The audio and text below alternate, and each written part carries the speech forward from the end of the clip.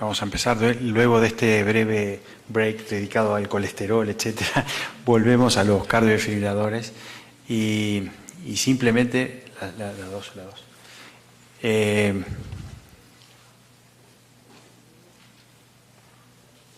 Bueno, sobre este tema. Es un conflicto que creo que todos los que trabajamos en este tema vivimos cotidianamente. Las guías de más peso son guías que no vienen de nuestra región y bueno, siempre tenemos dudas de si debemos aplicarlas tal cual dicen o tenemos que poner algún matiz en nuestros países. Me voy a referir a tres aspectos. En primer lugar, la medicina basada en la evidencia, que es la base de las guías. Algún aspecto epidemiológico breve y aspectos económicos que sin duda tienen que ver con esto. La toma de decisiones en medicina es un fenómeno complejo. Necesitamos permanentemente información y la información de que disponemos se crece exponencialmente y hace imposible que la podamos abarcar. Resumirlas en guías lo hace manejable para los clínicos. Se calcula que necesitamos información 60 veces por semana y esta afecta 8 decisiones clínicas por día. Algunas reflexiones sobre la herramienta que es la medicina basada en la evidencia. El problema de los médicos, dijo un colega, no es que seamos ignorantes, es que sabemos muchas cosas que no son ciertas. Y el director de la Escuela de Medicina de Harvard dijo, la mitad de las cosas que les hemos enseñado no serán ciertas en 5 años. El problema es que no sabemos qué mitad. ¿Qué es la medicina basada en la evidencia? Aquí traigo 2 definiciones. Es el uso consciente y explícito y juicioso de la mejor evidencia vigente para tomar decisiones sobre el cuidado de los pacientes. Y la segunda, que es la que más me atrae, la medicina basada en evidencias es la integración de la mejor evidencia investigacional con la pericia clínica, los valores del paciente y sus circunstancias. Es decir, la mejor evidencia debe sumarse a la pericia clínica, a los valores del paciente y a las circunstancias. Si nosotros repasamos esta tabla, que la vemos al inicio de todas las guías, en todas las guías que abrimos, en las primeras páginas están estas 2 tablas. Vemos que las indicaciones clase 1 dicen deberían, no dicen debe, no es la tabla de la ley, dice deberían. Las indicaciones clase 2A dice es razonable. Y las indicaciones clase 2B dice puede ser considerado. Es decir, es útil tener conciencia de esto. Esto no es la tabla de la ley, es una sugerencia, es una guía que debe sumarse a otros factores para actuar clínicamente con el paciente. Y también es bueno recordar lo que es evidencia A, lo que es evidencia B y lo que es evidencia C. Evidencia A es los datos que derivan de múltiples estudios multicéntricos, randomizados, etc. Evidencia B que derivan de un solo estudio y evidencia C son la opinión de los expertos, es decir, de personas exactamente como nosotros los que estamos aquí. También las guías son muy criticadas porque en realidad la confección de las guías, siguen las guías, no hay bias de los autores, no hay relación de los autores con la industria en sus diversos aspectos, etcétera, etcétera. O sea que no es una cosa que no resista ninguna crítica en su proceso. Y yo recomendaría que a la mayoría de ustedes leyeran este artículo del grupo del doctor Brugada en Bélgica, que es un análisis crítica de las guías actuales sobre el tratamiento de las arritmias cardíacas.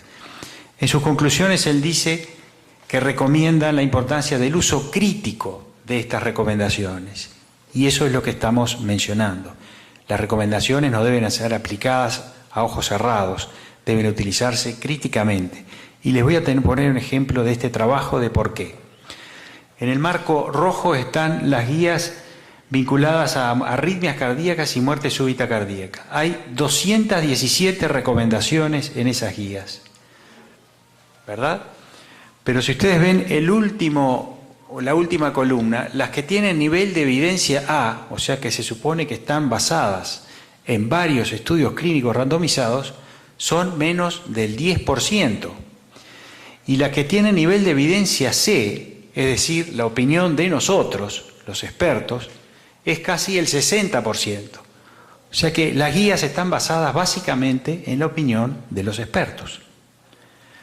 Y si nosotros analizamos, como hizo este artículo, los niveles de evidencia A, las que están correctamente referenciadas como nivel de evidencia A, es decir, que están basadas en varios ensayos clínicos randomizados, son menos del 4%. O sea que las guías son una herramienta muy útil que las tenemos que usar, pero también tenemos que analizarlas críticamente y conocer sus limitaciones. Estas son las indicaciones de desfibrilador aceptadas por la guía en pacientes con fracción de eyección de menos de 30, prevención secundaria y prevención primaria. Ya lo vimos un poco en la charla anterior, pero vemos que en Estados Unidos entre el 20 y el 25% de los implantes de cardiodefibriladores se hacen por indicaciones que no están en las guías. ¿Está esto bien o está mal? El artículo considera que está mal, o sea, las indicaciones deberían ser solamente aquellas que están en la guía. Y para mí está bien. Muchos de estos médicos analizaron el entorno del paciente, más allá de otras disquisiciones que uno puede hacer, y llegaron a la conclusión de que a pesar de que no encajaban perfectamente en una indicación de la guía, ese paciente merecía un cardiodefibrilador. Y de la misma manera tenemos datos de Latinoamérica. Este es un trabajo recientemente publicado, pacientes que ingresan a unidad coronaria y que son dados de alta, de los cuales tienen indicación por las guías de cardiodefibrilador. De cualquier manera, a pesar de que son dados de alta y tienen indicación de clase de implante de cardiodefibrilador, solamente el 13% de estos pacientes en Latinoamérica se les pidió un cardiodefibrilador. El 100% tenían indicación, solo al 13% se les pidió un cardiodefibrilador. Y la causa fue mayoritaria, ampliamente mayoritaria, es que los médicos tratantes consideraban que no tenían indicación. Uno puede decir de manera muy fácil que los médicos no conocían las guías y que lo que necesitamos es educación. Probablemente eso sea parte de la verdad, pero yo no quiero menospreciar a estos médicos y creo que más que o además de que muchos de ellos podrían no conocer las guías, hay otros que no creían en esas guías.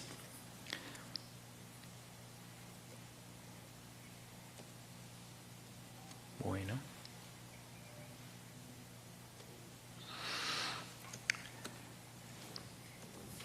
Muy bien, brevemente aspectos epidemiológicos. Recordar que en los países pobres, por llamarlo de alguna manera, o de bajo Producto Bruto Interno, las enfermedades cardiovasculares son también la primera causa de muerte.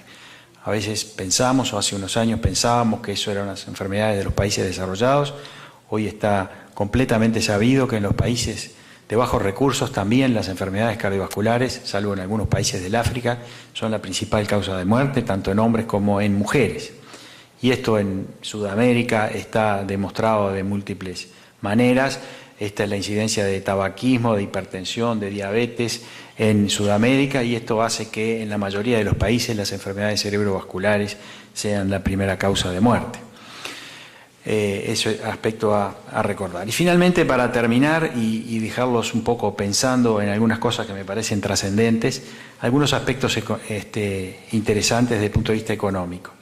Ustedes saben que los ensayos clínicos multicéntricos que se hacen en todo el mundo, en Latinoamérica la mortalidad es mayor comparado con otros continentes. En estos ensayos clínicos que son idénticos y que se llevan a cabo en muchos continentes, en Latinoamérica hay mayor mortalidad, y esto es alguno de los ejemplos. Entonces la pregunta que se hace de este autor es si es culpa de los pacientes, es culpa de los médicos o es culpa del sistema.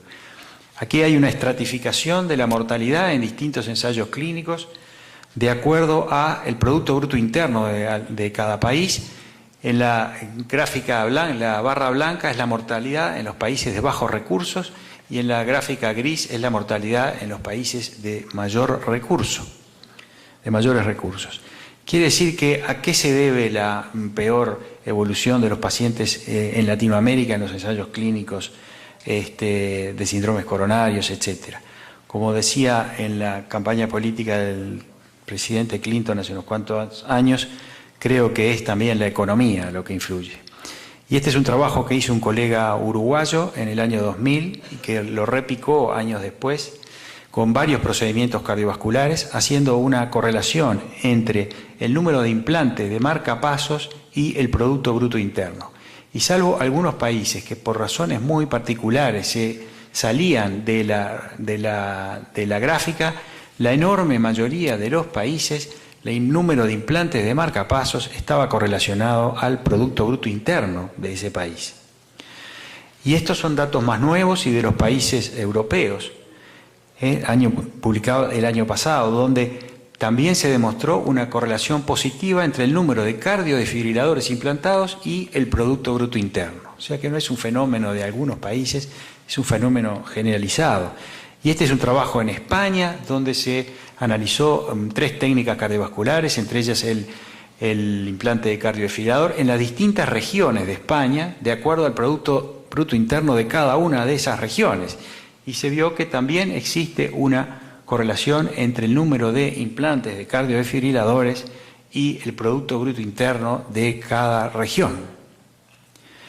Y no solo con los dispositivos que sucede esto. Esto es un estudio epidemiológico, el Pure Study, publicado en Lancet el año pasado, donde en decenas de miles de pacientes en todo el mundo, pacientes con enfermedad coronaria conocida o con stroke, que han tenido stroke conocido, se determinó cuántos pacientes con enfermedad coronaria conocida o no tomaban ninguna medicación, o tomaban una, o tomaban 2, o tomaban 3 medicaciones.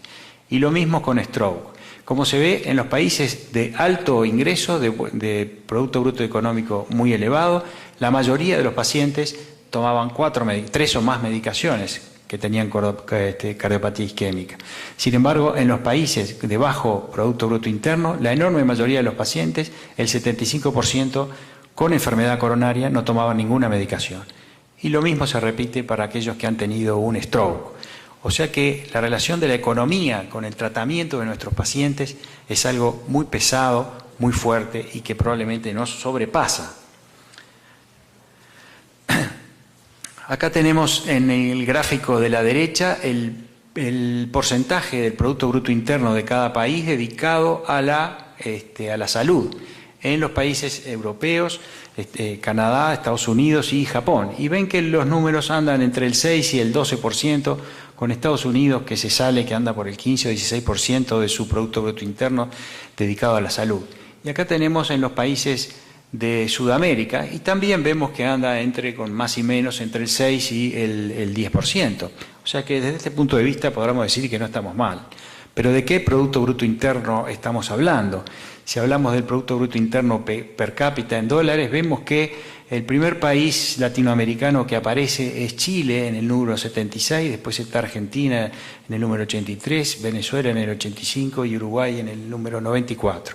Es decir, estamos hablando de porcentajes de Productos Brutos Internos extremadamente diferentes.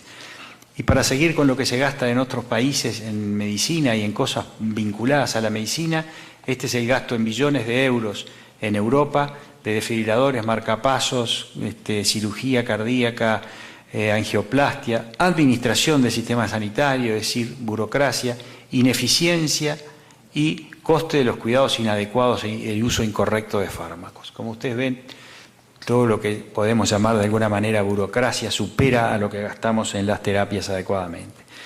Entonces, y para finalizar brevemente, entonces, yo creo que las guías deberían aplicarse en nuestros países, pero creo que lo que tiene que quedar consciente en todos ustedes es que no es un tema exclusivamente médico, no depende solo de nosotros. Es un tema fundamentalmente económico y político. Muchas gracias. Doctor, muchísimas gracias por la conferencia. Reflexiones sobre la herramienta que es la medicina basada en la evidencia. El problema de los médicos, dijo un colega, no es que seamos ignorantes, es que sabemos muchas cosas que no son ciertas. Y el director de la Escuela de Medicina de Harvard dijo, la mitad de las cosas que les hemos enseñado no serán ciertas en 5 años. El problema es que no sabemos qué mitad. ¿Qué es la medicina basada en la evidencia? Aquí traigo dos definiciones. Es el uso consciente y explícito y juicioso de la mejor evidencia vigente para tomar.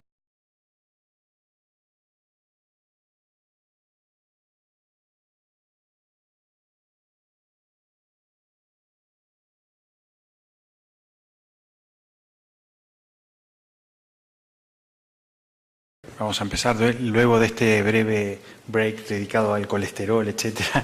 Volvemos a los cardiofibriladores y simplemente la dos.